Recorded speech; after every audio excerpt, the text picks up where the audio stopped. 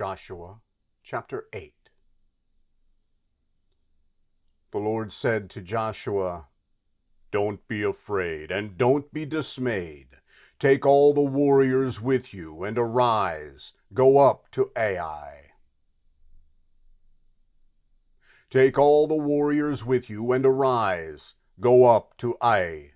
Behold, I have given into your hand the king of Ai, with his people, his city, and his land.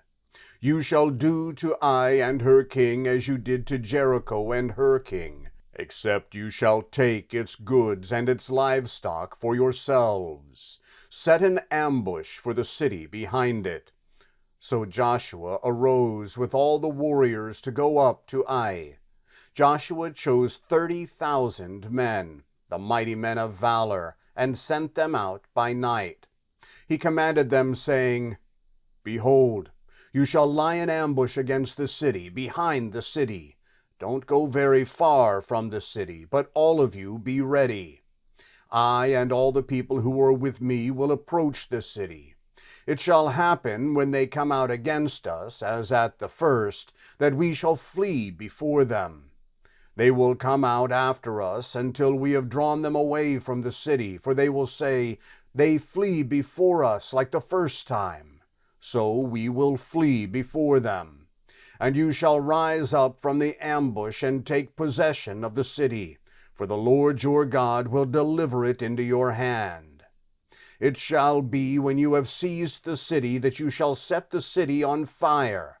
You shall do this according to the Lord's word. Behold, I have commanded you."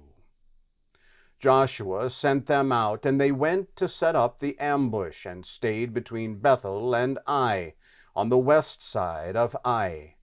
But Joshua stayed amongst the people that night.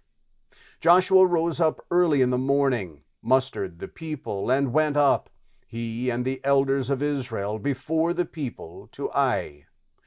All the people, even the men of war who were with him, went up and came near, and came before the city, and encamped on the north side of Ai. Now there was a valley between him and Ai.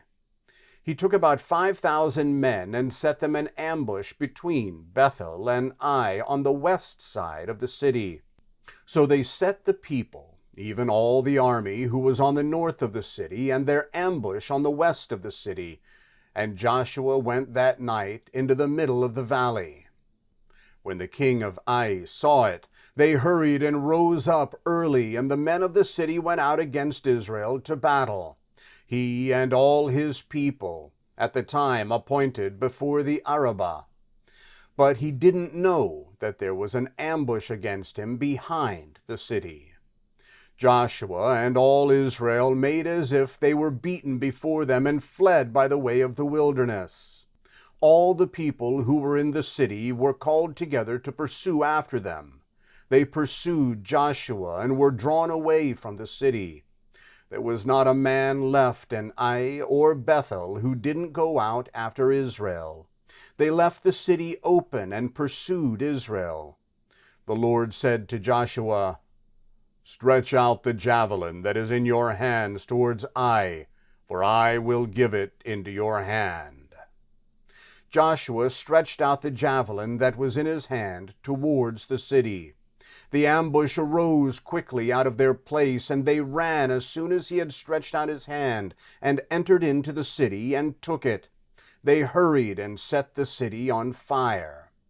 When the men of Ai looked behind them, they saw, and behold, the smoke of the city ascended up to heaven, and they had no power to flee this way or that way.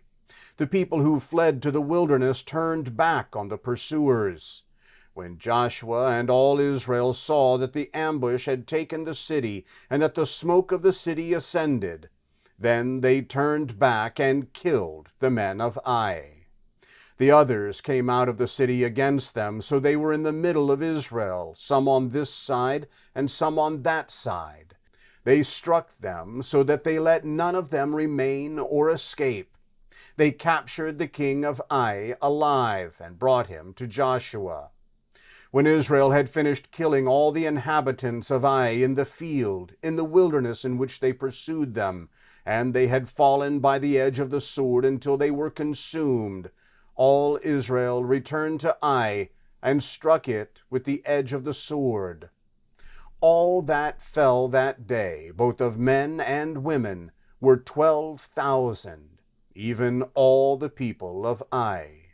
For Joshua didn't draw back his hand with which he stretched out the javelin until he had utterly destroyed all the inhabitants of Ai. Israel took for themselves only the livestock and the goods of that city, according to the Lord's word which he commanded Joshua. So Joshua burnt Ai, and made it a heap forever, even a desolation to this day. He hanged the king of Ai on a tree until the evening. At sundown Joshua commanded, and they took his body down from the tree and threw it at the entrance of the gate of the city, and raised a great heap of stones on it that remains to this day. Then Joshua built an altar to the Lord, the God of Israel, on Mount Ebal, as Moses, the servant of the Lord, commanded the children of Israel, as it is written in the book of the law of Moses, an altar of uncut stones, on which no one had lifted up any iron. They offered burnt offerings on it to the Lord, and sacrificed peace offerings. He wrote there on the stones a copy of Moses' law, which he wrote in the presence of the children of Israel. All Israel, with their elders, officers, and judges, stood on both sides of the ark before the Levitical priests who carried the ark of the Lord's covenant, the foreigner as well as the native, half of them in front of Mount Gerizim, and half of them in front of Mount Ebal, as Moses, the servant of the Lord, had commanded at the first, that they should bless the people of Israel. Afterward he read all the words of the law, the blessing and the curse, according to all that is written in the book of the law. There was not a word of all that Moses commanded which Joshua didn't read before all the assembly of Israel, with the women, the little ones, and the foreigners who were amongst them.